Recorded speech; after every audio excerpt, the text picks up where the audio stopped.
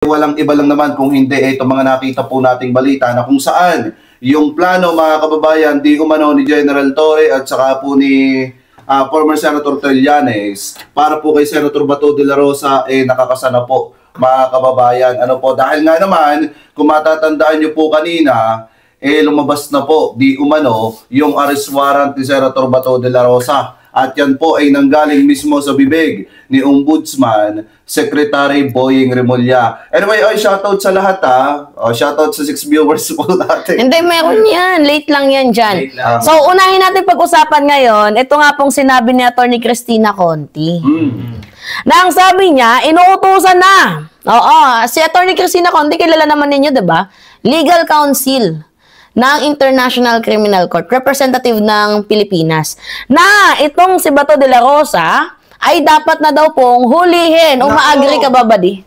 Oo, kasi unang-una, ito para po sa kaalaman ng mga kababayan Pilipino po natin na sinasabi ng mga DDS na wala na daw jurisdiction ng ICC sa Pilipinas, pero wag po natin kakalimutan na mayroon po tayong obligasyon sa Interpol. Kasi kung matatandaan nyo, nung way back 2024, 2023, na-aresto itong si Tebe sa Timor-Leste at nahuli itong si Alice Guo sa Malaysia ata yun or Indonesia. Maalin man doon mga kababayan. At yan po ay dahil po sa tulong ng Interpol. So ngayon, ang kailangan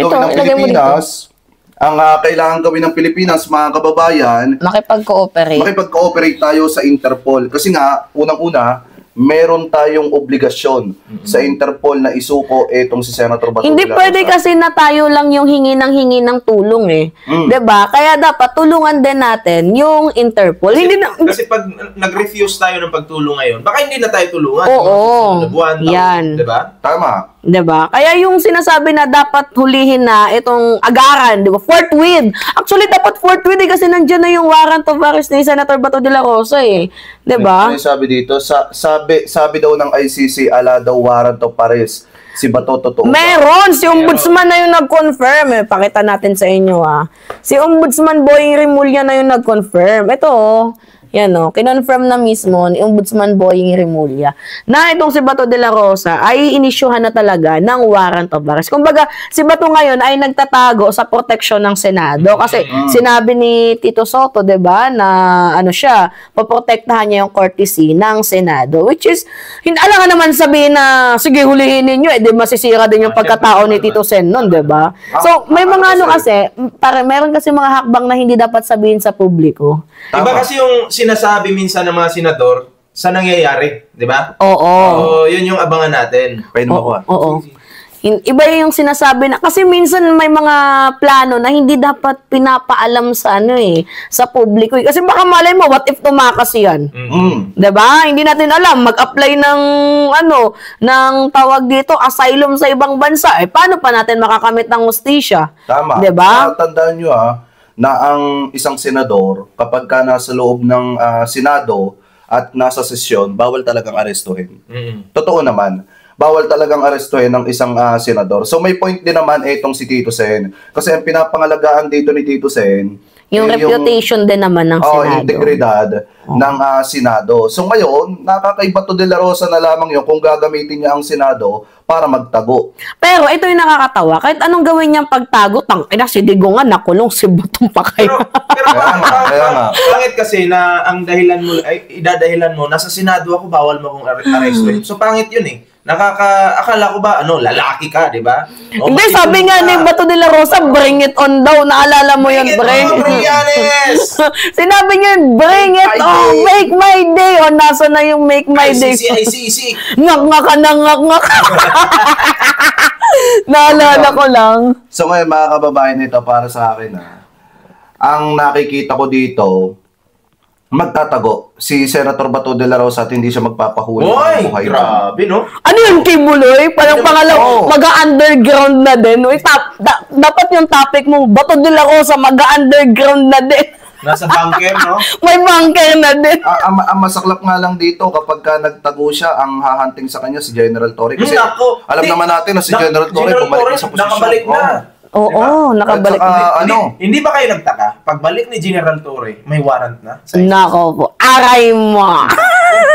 At saka ang pinakamasaklap dyan, mga kababayan, isipin nyo po mabuti sinabi ni Senator Bato de la Rosa na sumama si former Senator Trillanes dito kay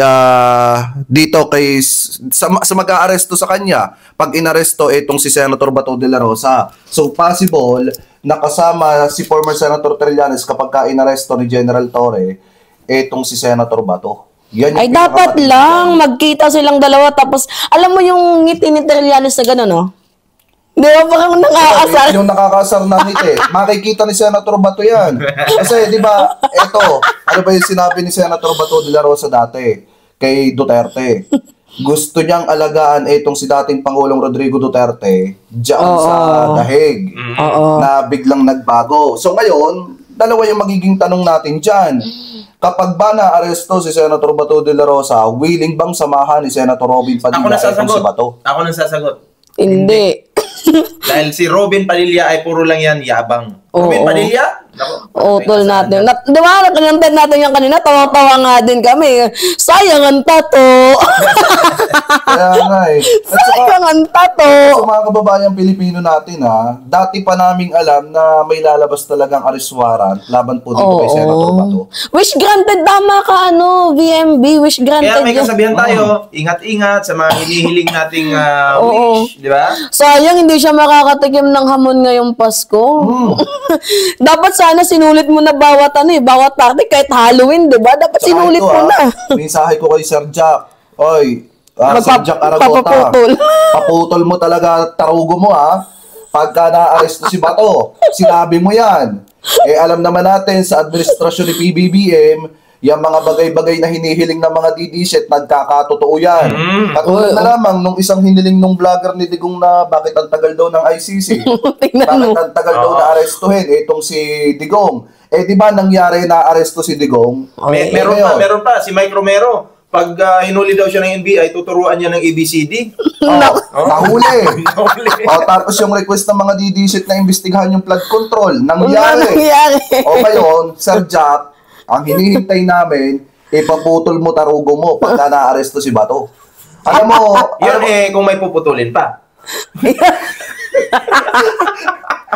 Alam mo, minsan dito kay Sir Jack, di ko rin maintindihan Kasi, bakit di mo maintindihan? Bigot. Sir Jack, bigot ka na nga, pulaero ka pa. Hoy, wala tayong problema sa mga bingot. Wala kami problema Sir Jack, dyan. hindi, para kay Sir Jack lang. Para lang to kay Sir Jack. Para kay Sir, baka mamaya. Baka ma-misinterpret, di ba? Para kay Sir Jack lang. Kasi, ang hirap naman na bingot ka na nga, pulaero ka pa. Hindi, magaling yung director na po. At least, di ba? Diba? Dapat binawi na lang sana sa ugali, di ba? Wala di ba? Kasi, ito, Sir Jack, kung ikaw ay nai-impluensyahan ng mga banatae,